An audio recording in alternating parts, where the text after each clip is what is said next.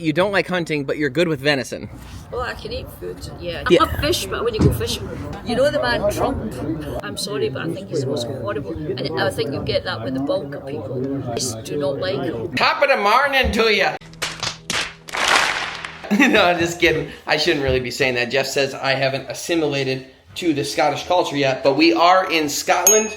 We're here. Today is a bit of a free day. We thought we'd take you guys along for the ride. We're going to be going golfing at a really cool golf course we found yesterday. And we're also going to be doing some sightseeing and whatever else we get up to. They don't have Rams in Scotland, so we ended up with a big old van. One thing I'm still getting used to is sitting on this side of the vehicle and then also driving on the other side. AJ has to keep yelling at me where to go. So this is just pulling out of our Airbnb, and we happen to be right next to a red deer farm. When you're seeing this, I want you to know that yes, the History Channel episode we hunted red deer, but no, we didn't do it right here at the farm, okay? It was a real hunt, I'm serious. That's not, I'm like serious, not like joking serious. We hunted.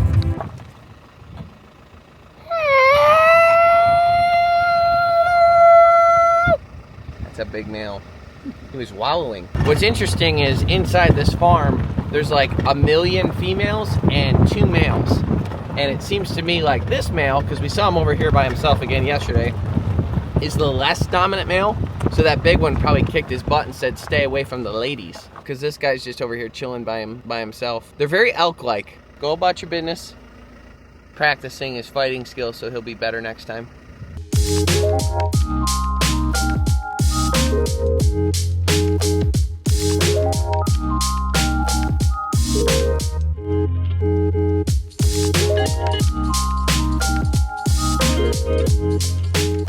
You know what you need to do? You need to get out there. You need to explore new options. So what's the best way to do that? We were in a hurry. We've been twice now. You go to McDonald's and you go to see what's different than the American McDonald's, because that's what you got to do in different countries. You got to see how the McDonald's are different. Yes! McDonald's was on purpose, and it is a tradition. Secondly, it's happened once before this, so it's a tradition. I would even think further less of us if we chose KFC. Yeah, then we'd be trash. Yeah, we're riding the line right now. It's Monopoly time, and I have a theory about the medium McDonald's cups. Pull this little tab off, and oh, look at that, I'm a winner. So far, every time I've had a medium McDonald's cup, I've been a winner, and my theory is you get a kid a medium-sized cup. The medium-sized cups are always winners. That way you get the kid into gambling, and they love it, and they're happy because they won, and then they keep asking to go back to McDonald's. Truly, I think that's why I'm on FanDuel. So call 1-800-GAMBLING if you have a problem with your child. So we're in an area called Moray, not really sure, and we're going to the Moray Golf Club, which is on the North Sea. Fancy word for Atlantic Ocean, but right on the water. It's just gorgeous here. Actually wanted to play St. Andrews. The problem is with St. Andrews is like there's a waiting list and then there's a lottery, so you kind of have to win your opportunity to go there. We didn't know if we'd have time in this trip. We ended up having time, so this course has been open since 1889, so it's cool to do it anyways. Two guys just teeing off now. Once they're gone and out of the way, you guys are good to go. Awesome. All right. Let's do it. One of the interesting things here about Scotland is we're just at a normal course. So this is the Moray Golf Club, and I guess this is not like one of the crazy expensive ones, although it was pretty expensive. The golf clubs that they give you for rental clubs are better than anything I've ever owned, and I buy expensive stuff. So this is the first hole, and there's the ocean right there. It is so cool, isn't it? I've got my tot. The Titans. That's the pattern that he's wearing. That we're all wearing. We look like we're in a golf outing, and we planned it. Oh my God, you got a hold of that one. We're the loud Americans right now, but Scotland golf courses are really, really tight in comparison to our golf courses. Yeah, you gotta. You gotta. Oh, come on. That would have been sweet. That was like a trick shot. We got someone playing behind us, and this isn't like a trans thing or anything, but we just legitimately can't tell whether they identify as a male or female. Oh boy. Oh, now we're going on to the road. Let's see how this golf cart does against this bug. Probably decent. I already don't know which way to look or what side of the road to drive on. Yeah, we got an old par 5 here. The green's that way. Sure.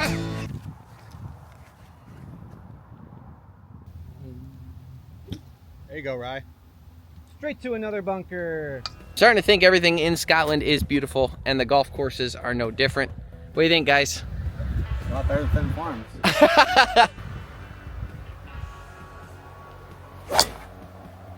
Wow, got under that one. So Ryan, how would you rank today? Amazing. What do you think, AJ? Hey, we're in the motherland of golf. Top 10 best day of all time. Next to my bris. You're what? HC Bennett. He cheated, I heard, in 1904 when he won. We've opted to sit outside for dinner, and this is the spectacular view. You got your Ryan, you got your AJ. AJ, you had a whole McDonald's meal in this video, so you can't say it's your first meal of the day. Oh wait, no, you only had 2 snack wraps, didn't you? It's a snack meal for me. That's not what I was expecting. So Ryan ordered the Cajun pasta. I got the haddock, which looks fantastic. AJ got the pie, the ale and steak pie. It's very good. That's what I got the other night. It's fantastic. Very good. You haven't even tried it. Ryan tries to ruin every time AJ gets in the vlog. Ryan tries to take it away from him, and it's like he's just trying to be part of it. Stuck behind. This is American. So good. I love it so much. How's your Slurpee McSlurpson? Beef. Yeah. No beef pie. Miami Vice, America #1 show. Just take the bite. What do we think? 10 out of 10. It's like an 8.8. Really? That's really good. Eat your mystery food. 7.5. Well, today was special. The food was amazing. The golf was fun. I recommend going to, where are we at? Moray Golf Club In Lossiemouth. in Lossiemouth, Scotland. What's interesting in America is like we don't go buy meat at our stores. So we hunt venison, we hunt, different animals. That's what we eat at home. That's what we cook with, that's what we do. And in America, poor people hunt. It's not the rich, it's the poor. So where we're from, you buy a hunting license for $20 and you're good to go. And all that money goes back towards the conservation of the species to help with the environment. We have so many more deer because of it. It's incredible. If I couldn't eat the animal, I don't want to kill it. I want to do everything I can to help it. And that's why it's like, there is a lot wrong with America. So much. However, I think we do have this right where it's like everyone puts in money. That license money helps with the conservation. It's what pays for our national parks, our species sustainability efforts, our anti-poaching efforts, protecting the animals, helping against disease control, all that. Say you were American? Yes. You know the man Trump? Yes. He's not for preserving anything. What is it that you don't like about him? Practically everything. Let's start with his orange colour, the hair. Rapist, whatever. You can read it, and then let's get to his politics, later on. Did you vote for him? Yes. Oh, God. Yes. There's a very different message in America than what you're getting here. So we had a rather long discussion with those ladies at the golf course, and it was friendly debate. No, he did these things and he gets sued, and whatever. Somebody who doesn't really have much intelligence. And to be absolutely truthful, I think he's the most awful human being. But they disagreed with everything we stand for wholeheartedly. But again, it was friendly, it was good debate, it was healthy and fine. But a lot of the points that we were making to them, we just couldn't get through to them. One of the more significant ones, and specifically about hunting, is their mindset on it. Yeah, like the mindset that they had with it was like, when I said, "Oh, we're going hunting," she's like, "Oh my gosh, don't tell me that." And I was like, "Well, don't you eat meat?" She goes, "You don't like hunting, but you're good with venison." Oh, I can eat food, yeah. Fish, but when you go fishing. I was like, "Well, yeah, you're good with other people hunting it then." She goes, No.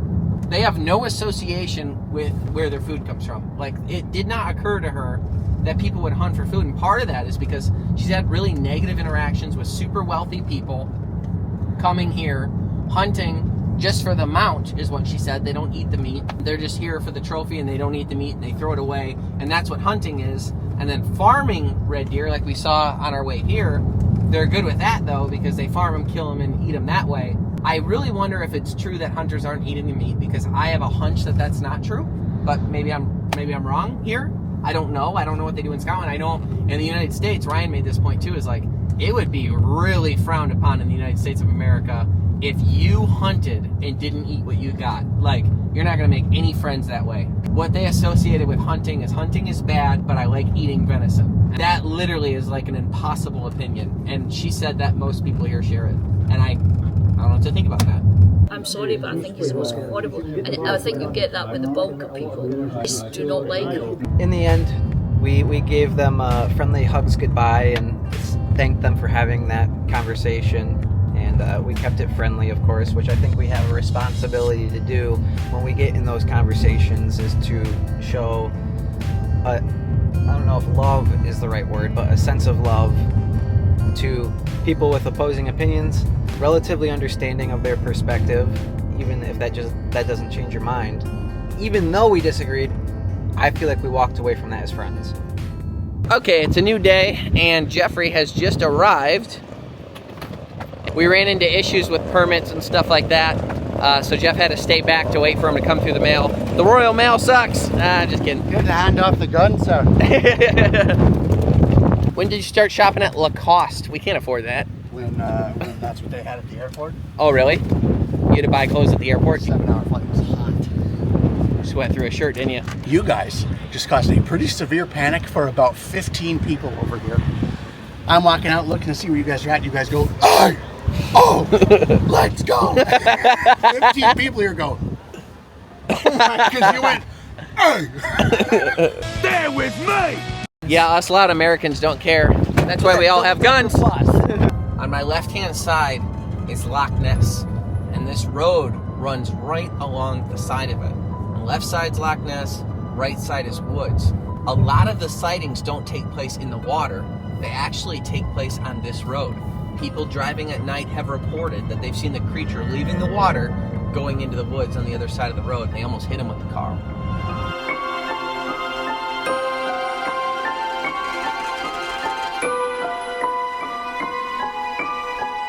The Drumnadrocket Hotel. At this hotel in April 1933, Mrs. Aldi McKay, manageress, reported seeing a whale-like fish or a water beast in the loch.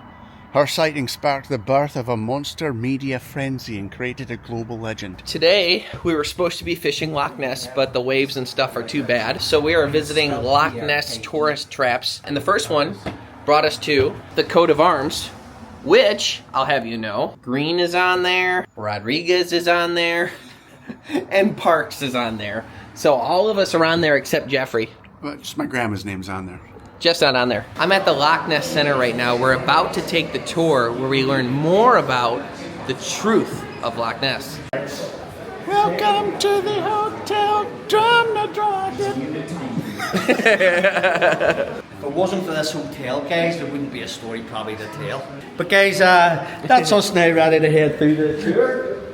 Just into room 1, just like big sitting, guys. There's no steps or anything like that there. So enjoy. Okay, guys, thank you. Loch Ness. Stand here at dawn, and it feels like a place of wonders. The kind of place where legends begin. Our very own Loch Ness monster, Nessie. Okay, so we just completed the tour, which was a series of videos, but as far as tours go, it actually, Good for production. a series of videos, Hey, it had David Tennant as the voice. That was pretty cool. It was pretty cool, actually. Very high production. and now when you get done, there's bracelets, and the bracelets symbolize what you believe. So blue, It's a ribbon. and you put it on a statue. Which I don't know where the statue is. They statue. said it was out. let me I know where it's at. finish it. So the bracelet ribbons mean what you believe. Blue meaning maybe, Open to the possibility. and yellow means for sure. Okay, I'm learning for sure that these are not bracelets. You hang them on the statue. What was it you said, AJ? I hope the statue's hung. I suppose you could tie this on your wrist so it is as much a bracelet as any ribbon ever. Not quite enough yellows on here. A lot of idiots. This looks like homecoming float bill that Kyle did in high school. Still in the empty spaces. You pessimistic piece of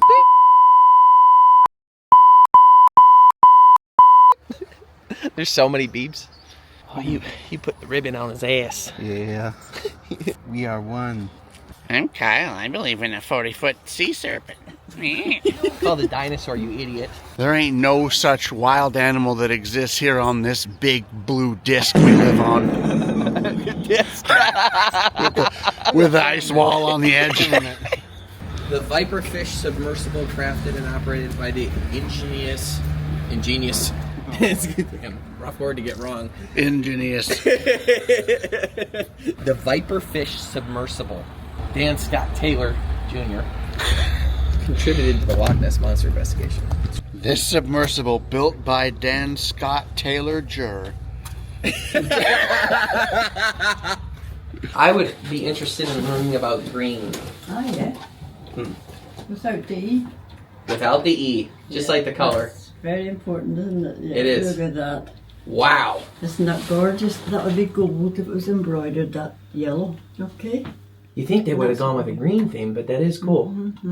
Am I able to buy this or? Of course, yes. Okay. This is what we do. That's the smallest embroidery. I think I would go with this one. Just to save money though. Oh, it's only money. Yeah. Nice. You're good at sales. I like that.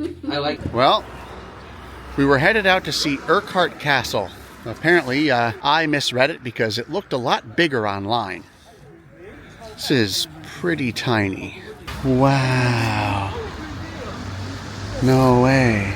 Look, I'm AJ doing the drone. Wow. So we stopped at this really cute little outdoor market. Everybody's got a tent up. They're packing up now because it started to rain. But I got some really cool arm bracers and a ski-and do, which is a little like pocket knife that comes in a sheath. The guy told me that I need to go put it in my luggage because you're not really supposed to just carry them around. So, and they don't sell them sharpened. You got to get them sharpened yourself. So.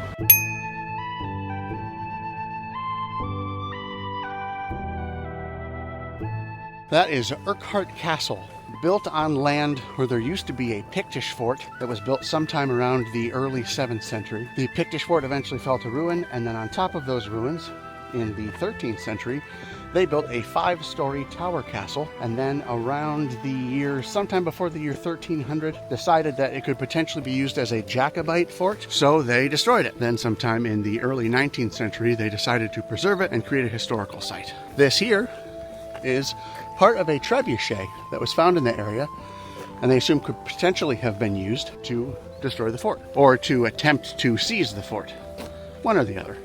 So does that mean the Jacobites and the British both occupied here at some point? Well before the Jacobites were even a thing, in the late 13th, early 14th century, this castle was held by both sides of the Scottish War for Independence. The Scottish originally held it, and then at some point the English came, took it over, made it their own. Here's Ryan being accosted.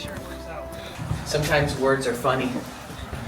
This once mighty structure protected the weakest point from your Urquhart's defenses, but then attackers had to negotiate the rock cut ditch. Come on, rock cut ditch, let us through. Please. $20. Okay, fine, 25, but no higher. So this is the gatehouse, which is where they would keep a garrison to watch the front entrance, including a pretty neat prison cell. That's pretty crazy. Oh yeah, they're serving. Oh yeah, there's a little guy. There's a little guy in there. You deserve it, you jerk. Stealing our bread. It's trippy to think that we're in a castle right now that was built 600-700 years ago, something like that. Something like that. 600-700 years ago, and it's still keeping us out of the rain today. But can you imagine what those people would do to us if we appeared in their time right here? With these gadgets and stuff, we would be, Witch! we'd be dead for sure. He had a black box he was carrying and it glowed red like the devil. Boogie boogie. So the people downstairs asked us if this was a commercial shoot, and we said no, because it's not for a commercial. You said you had to go? Here's, go ahead. Here's the facility. The facilities, go ahead. If I remember correctly, we came up those stairs, I think, is this right over the prison? Yeah. There's that little guy. Yeah, they call it the Hutchinson layer down there. That's not what they call it. Take it back.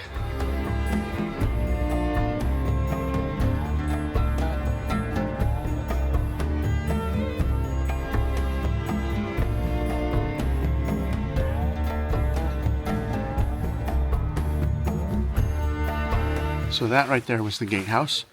Now we are in the great kitchen. This is where all of the cooking took place to feed everyone in the castle, which was a lot of people. But man, look at this view.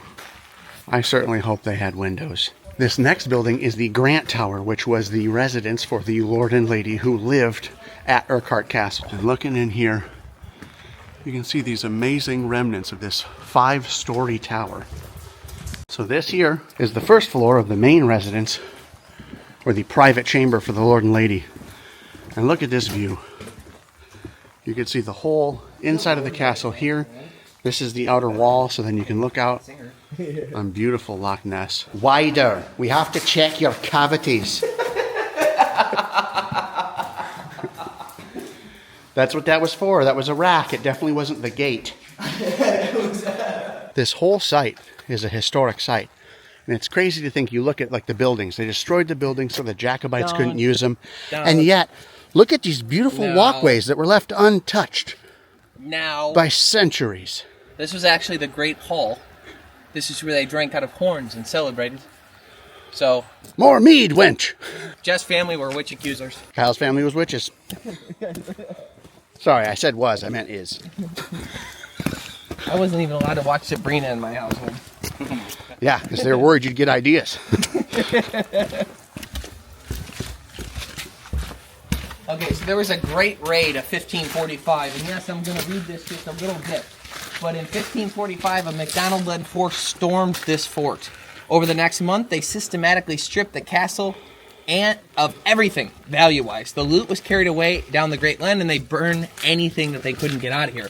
But they stole 3,377 sheep, 1,700 sacks of oats, but ate 3 on the way, 122 pigs, 202,355 cattle, 750 bags of barley, 64 geese, which they must have not flown well, 2,204 goats, 371 horses, that's really the tricky one, and 2 oxen who did not cooperate well, so they killed them on the ride. I want you to know, I can tell that you've been practicing your reading and it shows.